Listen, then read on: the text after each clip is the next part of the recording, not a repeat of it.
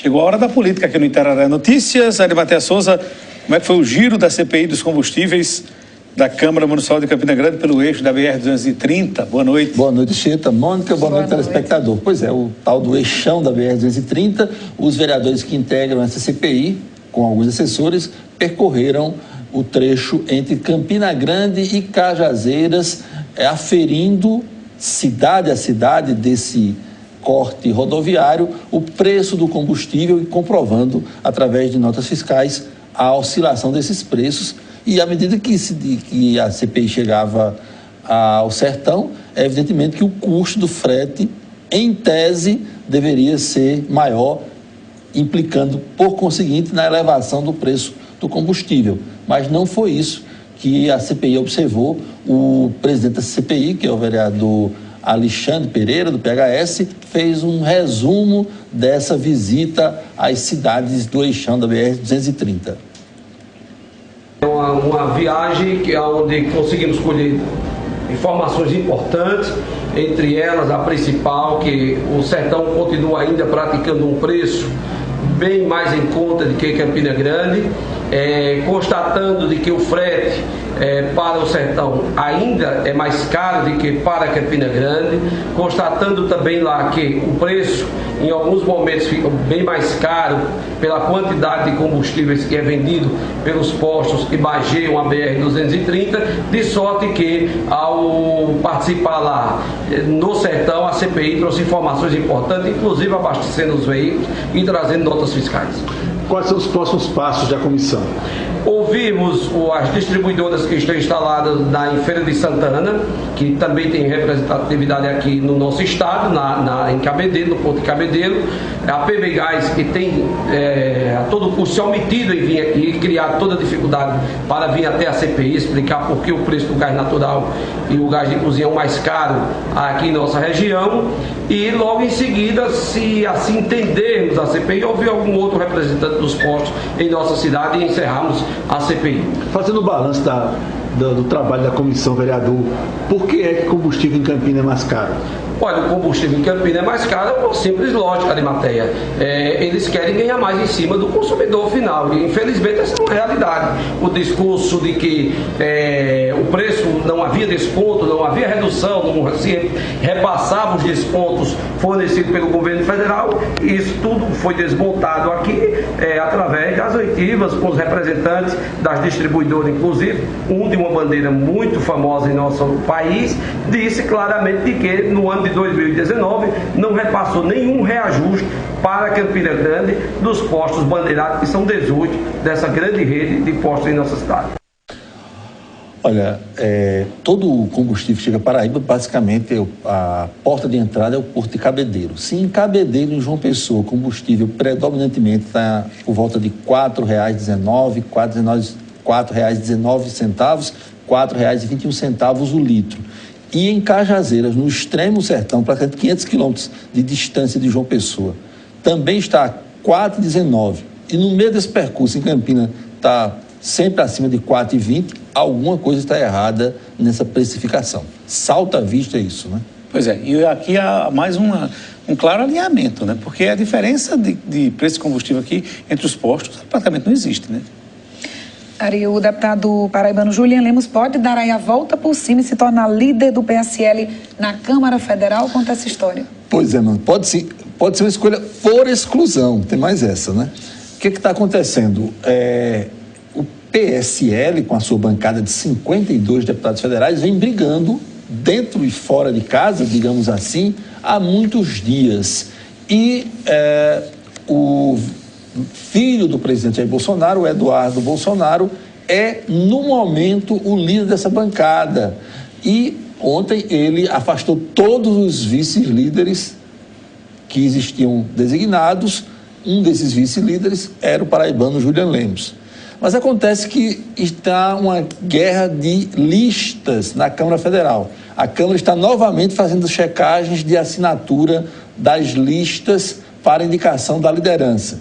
Por que isso?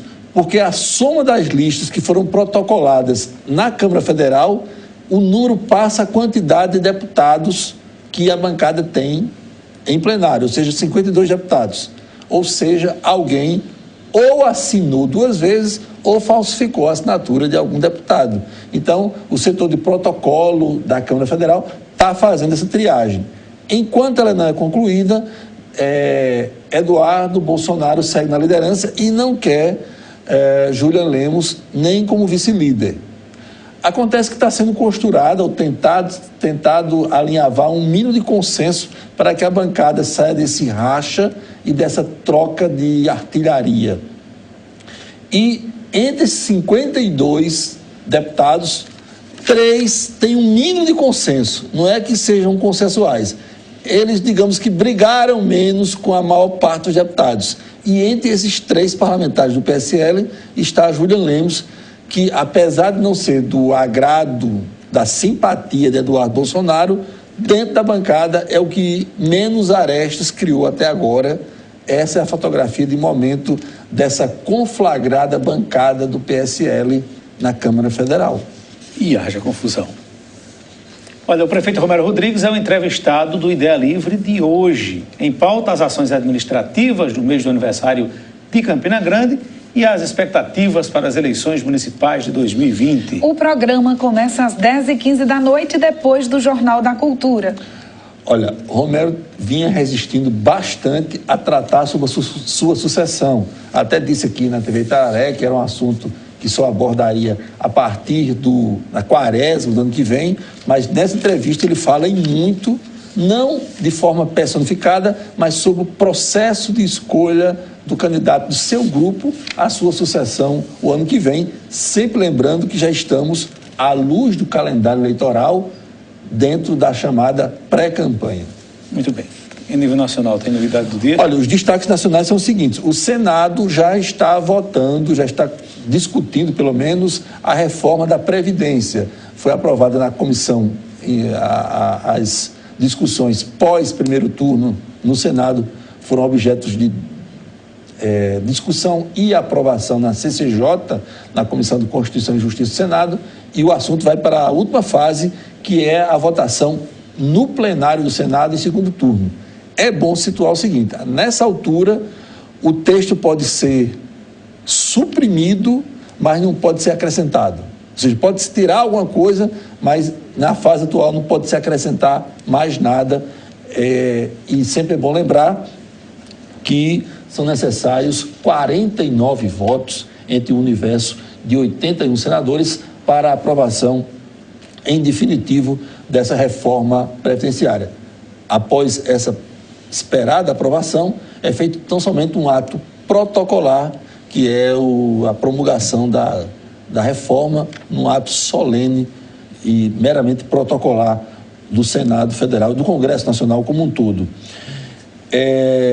Amanhã, as atenções voltam-se novamente para o Supremo, com a retomada da discussão sobre a questão da execução da pena a partir da confirmação de um órgão colegiado, ou seja, de um voto de um tribunal. A sessão de amanhã começa com os posicionamentos da Advocacia Geral da União e também da Procuradoria Geral da República. Há uma grande pressão junto aos ministros do Supremo Tribunal Federal em relação a esse assunto. E é uma pressão curiosa.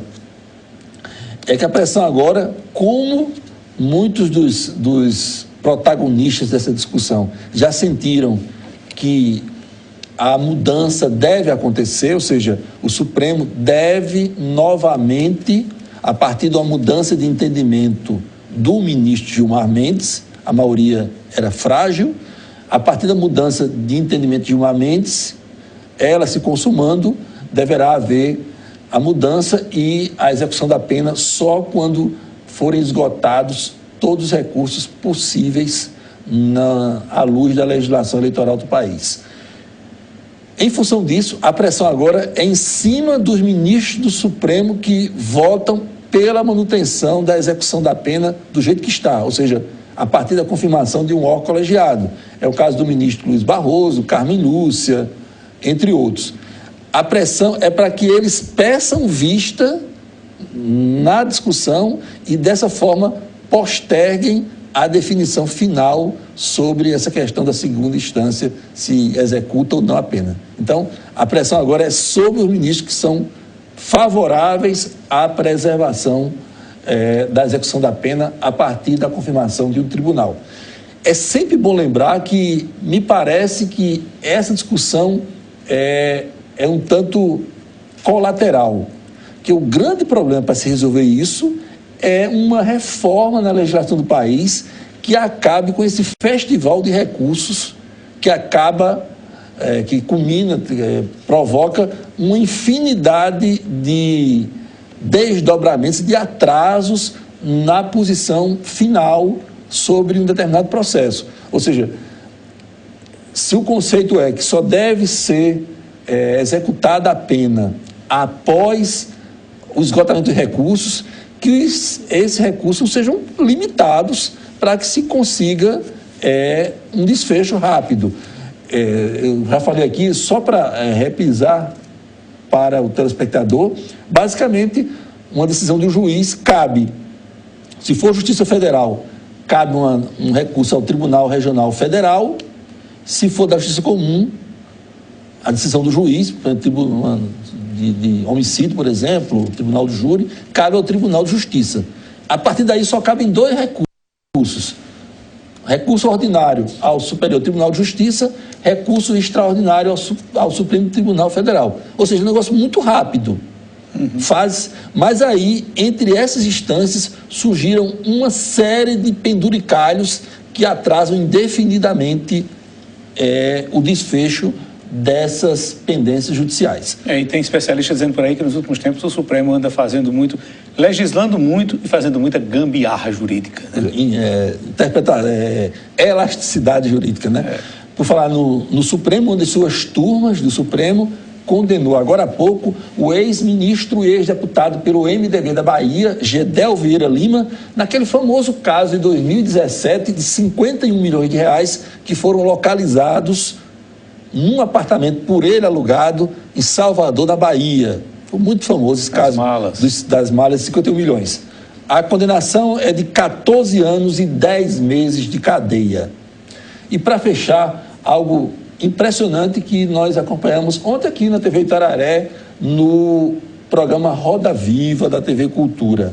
A deputada Joyce Hasselmann, do ex-líder do governo no Congresso Nacional, disse e confirmou, disse e repetiu que pessoas próximas ao presidente da República atuam movimentando 20 contas de Instagram e 1.500 endereços falsos no Facebook apenas para a propagação de notícias da conveniência do PSL e particularmente do grupo mais próximo ao presidente da República, e isso é muito sério. Já estão falando por aí que existe a quadrilha do fake news no Brasil. Quero matéria. Muito obrigado. Boa noite.